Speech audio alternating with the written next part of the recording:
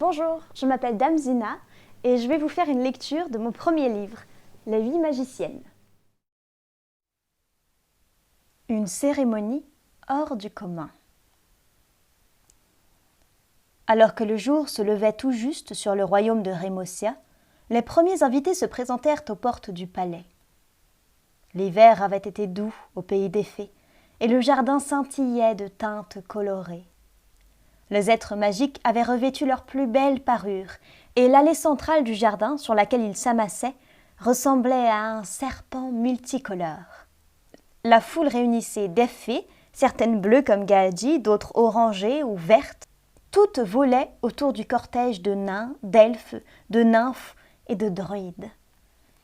Tous étaient impatients d'assister à la cérémonie tant attendue. Les invités étaient venus des 4 coins du monde pour l'occasion, alertés par les vents envoyés par Ewa. Ils portaient avec eux des présents rapportés de leur terre et des créations fabriquées de leurs mains. Les 8 magiciennes majeures n'avaient pas été réunies pour une telle occasion depuis plusieurs années, et leur arrivée suscitait autant de curiosité que la naissance même de la princesse. Quand les portes du palais s'ouvrirent pour laisser entrer les invités enthousiastes, ils découvrirent la cour principale décorée des 1000 couleurs, des premières fleurs du printemps. Des voiles avaient été tendues entre les tours, volant en mouvements fluides au-dessus de leurs têtes et déposant à chaque courant d'air des pétales de fleurs sur la foule. De longues tables avaient été dressées dans la large cour, guidant les invités, déambulant depuis les pâtisseries jusqu'aux fruits et aux gourmandises parfumées.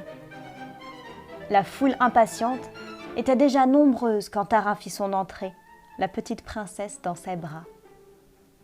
Elle s'avança sur le grand balcon principal et souleva l'enfant au-dessus de sa tête, la présentant aux êtres magiques. Une vague d'applaudissements et de joie s'éleva de la cour. Gaadji voletait aux côtés de la reine, tout excitée de la journée qui commençait à peine. La fête battait son plein, et Tara était descendue auprès de ses sujets quand les trompettes d'honneur résonnèrent dans la vallée. Le silence se fit, plein de curiosité. Un jeune page annonça l'arrivée des magiciennes et un murmure traversa la foule. Les grandes portes royales faisant face à l'entrée du palais s'ouvrirent dans un soupir et une cascade argentée commença à se déverser sans un bruit sur son seuil. Alors que chacun retenait son souffle, 1000 paires d'yeux rivés sur cette porte scintillante, Drage apparut, traversant la cascade gracieusement, vêtu de coraux et de coquillages nacrés. Tara commença à applaudir et tous prirent sa suite, les yeux pleins d'admiration. Drage sourit à Gaadji avec générosité et fit un salut de la tête à sa souveraine, qui le lui rendit. La fée de l'eau se plaça à la droite de la cascade et se tourna majestueusement vers la porte magique. L'eau qui tombait se changea imperceptiblement en minuscules grains de sable doré, et Asha apparut, habillée d'une robe enflammée et accompagnée de son serpent. Gaadji croisa le regard de Tiyé, le reptile, et sentit le salut qu'il lui adressa. Elle le salua de la main avec tendresse. Après s'être placée aux côtés de Drage, Asha se tourna vers le rideau de sable. La porte autour d'elle rayonnait maintenant de la lueur douce et chaleureuse d'un jour d'été. Elle fit un large sourire à Tara et un clin d'œil à Gaadji qui rougit discrètement. La fée du jour se tourna vers la cascade et tendit la main vers son centre. Le sable lumineux se chargea d'un bleu sombre, laissant quelques grains former des étoiles filantes qui traversèrent le firmament de la cour. Les invités admirèrent l'enchantement, puis tournèrent à nouveau le regard vers la porte et l'arrivée de la prochaine fée. Tsuki traversa cette porte de la nuit, posant sa main sur celle de Surya qui s'était tendue vers elle. Elle s'avança et salua la reine d'une révérence, entraînant sa lourde cape argentée derrière elle. Les 2 fées rejoignirent Asha et Drage et se tournèrent vers la porte qui retrouvait la lumière de la matinée de printemps. Le sable se transforma doucement en pétales de fleurs, dégageant dans la cour une douce odeur parfumée. Une clameur émerveillée traversa la foule quand Bluma entra. vêtue d'une robe brodée de fleurs généreuses. Elle avança vers la reine, laissant derrière elle une gerbe de bourgeons, et sourit à l'enfant gazouillant dans les bras de Tara. En se retournant, elle salua les autres magiciennes et se plaça de l'autre côté de la porte enchantée. Alors qu'elle venait de prendre sa place, une mélodie hypnotisante s'éleva de l'entrée, parmi les pétales en cascade, et Effet traversa le passage magique. Elle portait un long manteau doré et un large chapeau à plumes et tenait un masque devant ses yeux. Elle découvrit son visage pour saluer la reine et ses consoeurs et lança un regard malicieux à Gaadji. Lorsqu'elle se plaça à côté de Bluma, la mélodie se transforma en une voix fascinante qui résonna entre les murs du palais. Ewa entra, tandis qu'un souffle chaud baignait l'assemblée. C'est elle qui chantait l'air fantastique. Ayant prononcé ces dernières notes, elle s'inclina. La foule applaudit et elle prit la main des fées pour qu'elles saluent ensemble. Elles avaient composé l'air ensorceleur toutes les deux.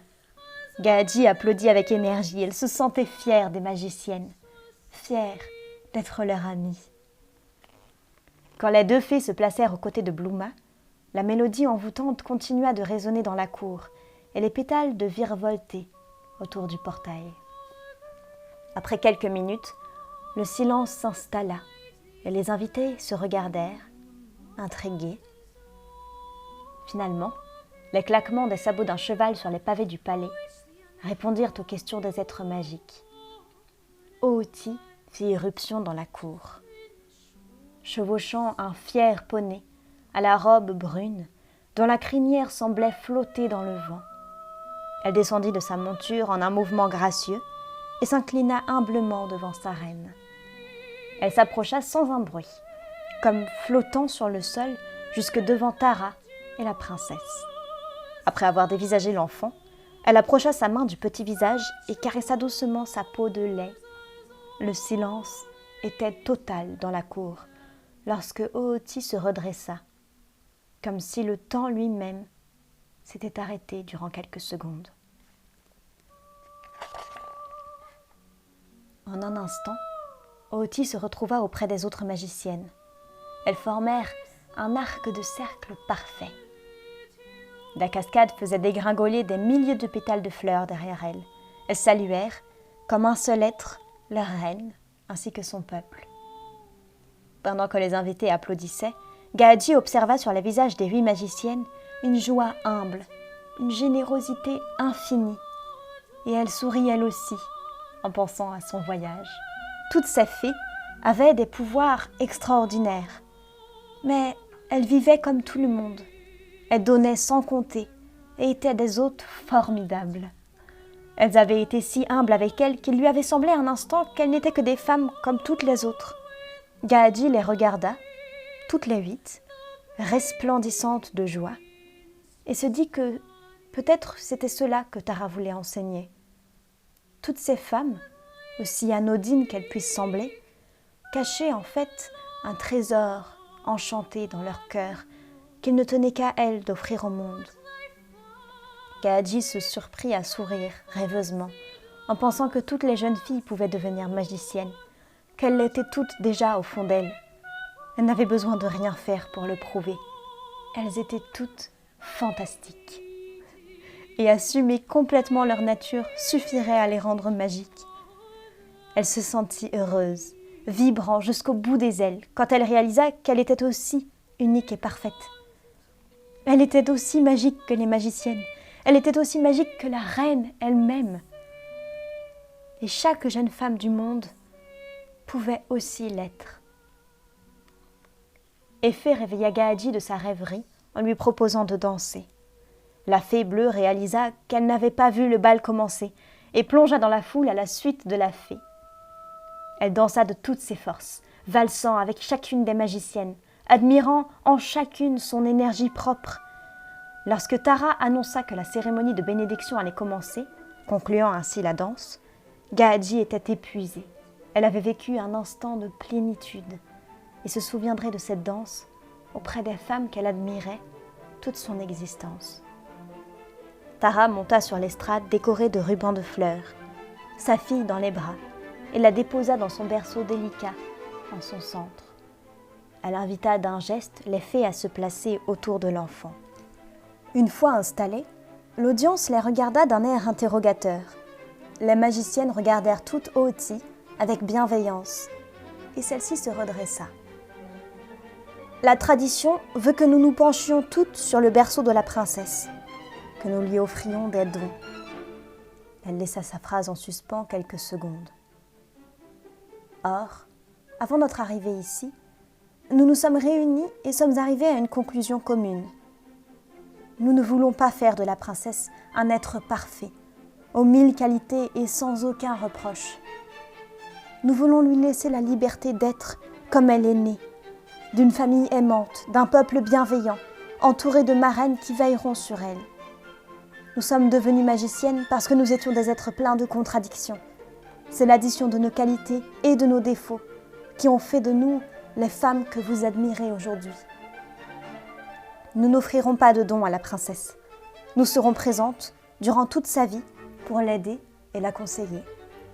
Mais nous ne tenterons jamais de changer qui elle est, car elle est un être entier et qu'elle mérite de trouver sa propre magie, sans que nous lui imposions la nôtre. » L'audience était décontenancée. Depuis la nuit des temps, les magiciennes avaient offert leurs dons aux princesses et personne n'avait questionné la tradition. Tiaji, pourtant, après ses réflexions de la journée, ne pouvait imaginer une conclusion plus sage de la part des fées. Elle commença à applaudir, d'abord doucement, puis de plus en plus fort. Bientôt, toute l'assemblée se mit à la suivre. Tara avait les yeux pleins de larmes de joie, de fierté. Elle était fière de sa fille qui pourrait pleinement révéler sa nature d'être de lumière, et fière des magiciennes qui montraient l'exemple de la confiance à leur peuple. La jeune princesse grandit et devint la première reine des fées sans don de naissance. Elle découvrit sa propre magie, son propre courage, ses propres peurs, et fut la plus fantastique des légendes enchantées.